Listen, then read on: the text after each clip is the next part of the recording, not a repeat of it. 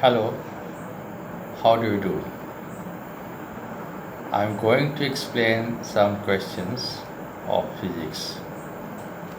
The question is that about action and reaction.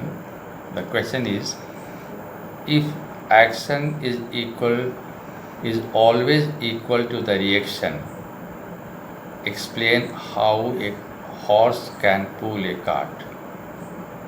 It's okay? Is this question clear? When the action is always equal to the reaction, then how horse can pull a cart? Now answer. The car is pulled by a horse, right? The cart is pulled by a horse. When the horse pushes the ground backward with its feet, the ground offers an equal reaction forward on the feet of the horse. When the horse pushes the ground also pushes the horse in opposite direction with the same magnitude of the force. Okay, this is responsible for forward motion of the cart, and this is because the action by the horse on the ground and the reaction by the ground on the horse. Okay, helps to pull the cart. So the actual motion occurs when forward reaction exceeds the opposite force of friction between the cart and the ground. Yes, there is also frictional force acting on the ground here. So the actual motion occurs means the cart starts okay the car starts to move only when the reaction exceeds the opposite force of the friction between the cart and the ground. Okay, this is one, and now one more. This also related to action and reaction. Question is, explain why it is difficult for a fireman to hold a horse. Okay, horse. What is horse here? A big, fat water pipe through which water comes with a great force. This is called horse, which eject large amount of water at a very high velocity. Okay, you might have seen a fireman putting off fire holding a hose pipe through which water comes with a great force. And it is not easy to hold the hose pipe. It is very difficult to hold the hose pipe here because the action and the reaction forces.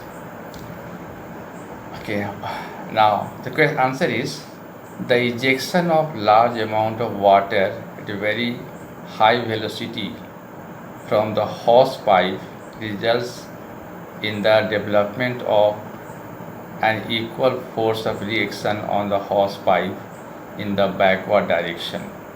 Yes, the water is going outside with a great force, with a tremendous force, tremendous velocity, and at the same time that much amount of water is pushing the hose pipe with the same magnitude backward.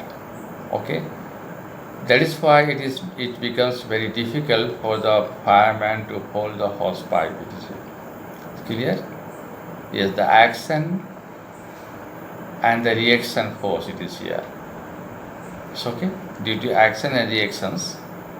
Okay, it is just like the recoiling of gun. Okay, it is not easy to hold a gun while firing. It's okay. Now let me explain one more question.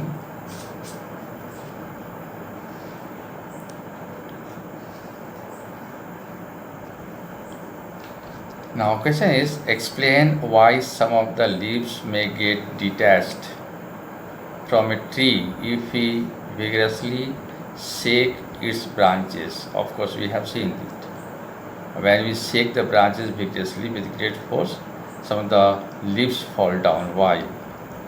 Now, this question is related to the first law of motion, where inertia is there, isn't it here?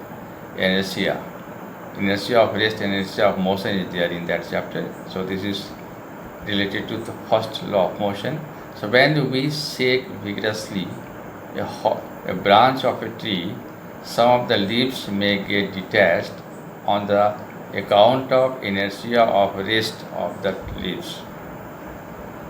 The branch comes in motion and the leaves try to be in position of rest. Therefore, they get detached. Yes, when the branches are shaken vigorously, the leaves, due to inertia, the leaves wants to be in the rest position. Right? So therefore, they get detached from the branches. The leaves get detached from the branches. And one numerical I have solved on the of recoiling of guns. It is here, recoiling of guns. So you must watch that how the recoiling of gun is calculated by the law of conservation of momentum.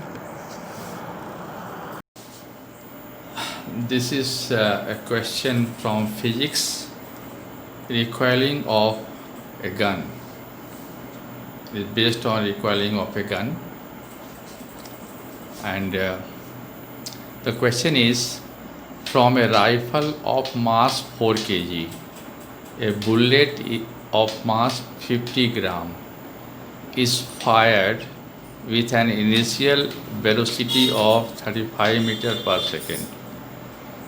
Okay, calculate the initial recoil velocity of the rifle.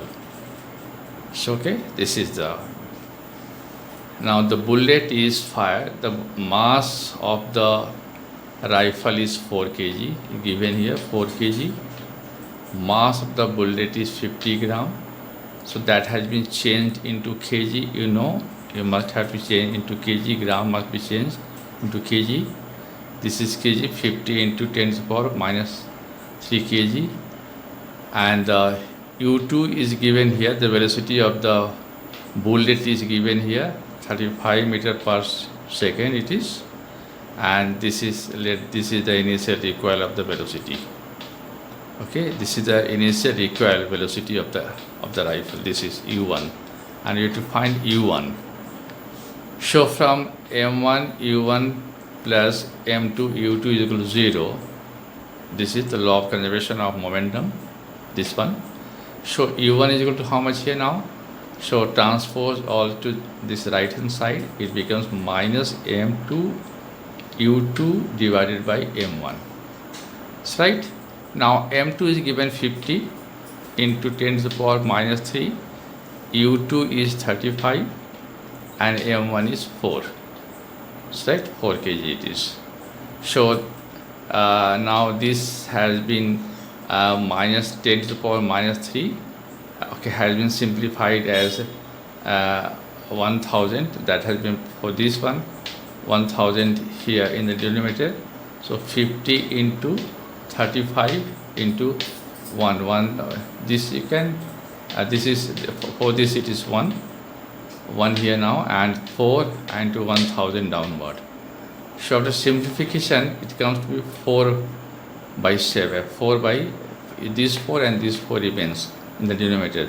So 7 by 16 meters per second is the recoil velocity, initial recoil velocity of the rifle. Right? This is the answer. This 5 by 16 meters per second.